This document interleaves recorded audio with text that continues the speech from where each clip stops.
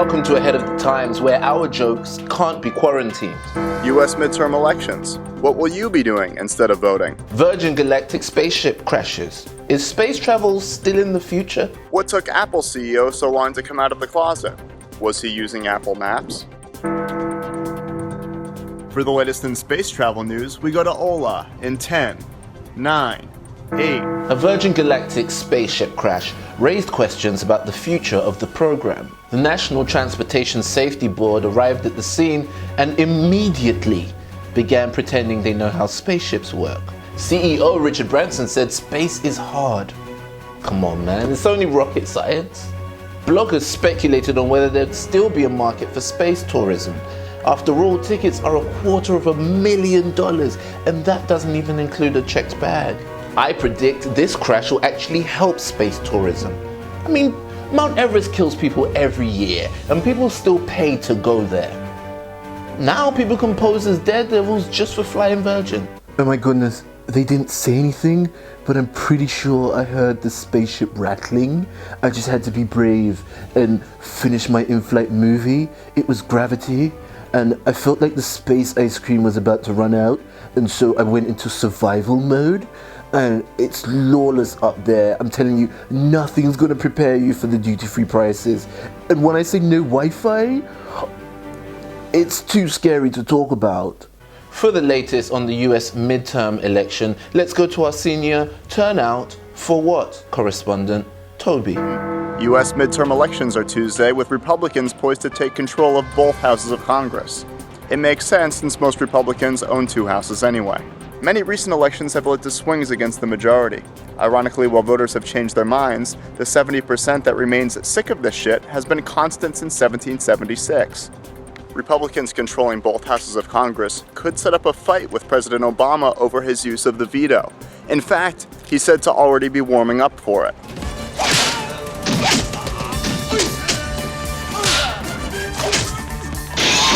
One likely outcome would be Obama being forced to approve the Keystone XL oil pipeline from Montana to Texas, meaning the first black president would go down in history for laying pipe across the country.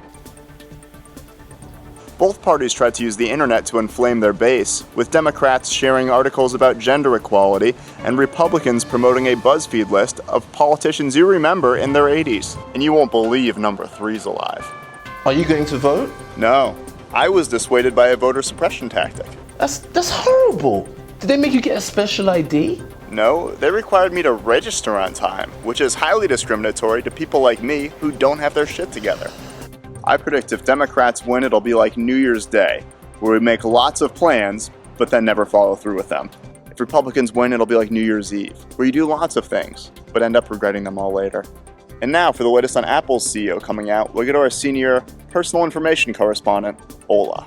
Apple's Tim Cook became the first openly gay Fortune 500 CEO because it turns out Mugatu isn't a real person. Now, Tim Cook is notoriously protective of his privacy, which is probably why he doesn't have an iPhone. As a result, people don't know a lot about one of the world's most powerful men, and that's why we're quickly profiling him in our new segment, Race to Profile. In 1996, Tim Cook was misdiagnosed with multiple sclerosis, when in reality, he did not have a single sclerosis. Nonetheless, as Apple CEO, he dedicated himself to fighting MS for the rest of his life. He had previously been outed in a CNBC report, ironically on gay CEOs who do not want to be named.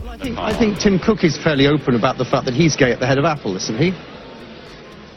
Oh dear, was that an error? Wow. I don't know. I thought not. You just, yeah. That's like doing a piece on the secret opinions of comedians and letting slip, yeah, I think everyone's pretty much agreed. Ola's funnier than Toby.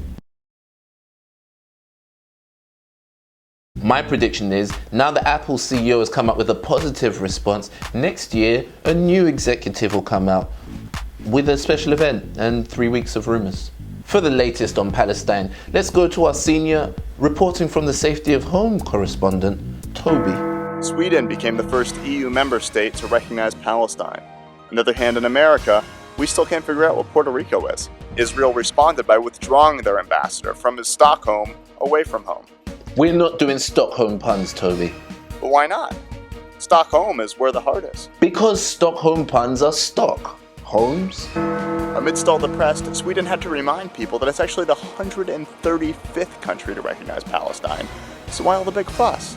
Well, let's be honest, we just pay more attention to whatever attractive people are doing. Israel's foreign minister tweeted that Middle East relations are more complex than a piece of self-assembled IKEA furniture, which is hacky and wrong. The peace process is like IKEA furniture. It is a shaky foundation since nobody follows the directions. My prediction is more European countries will recognize Palestinian statehood. So there's an easy team to beat in the World Cup. Thank you for watching Ahead of the Times, predicting the news since 2015. Please subscribe, share, and tune in next week to stay truly ahead of the times.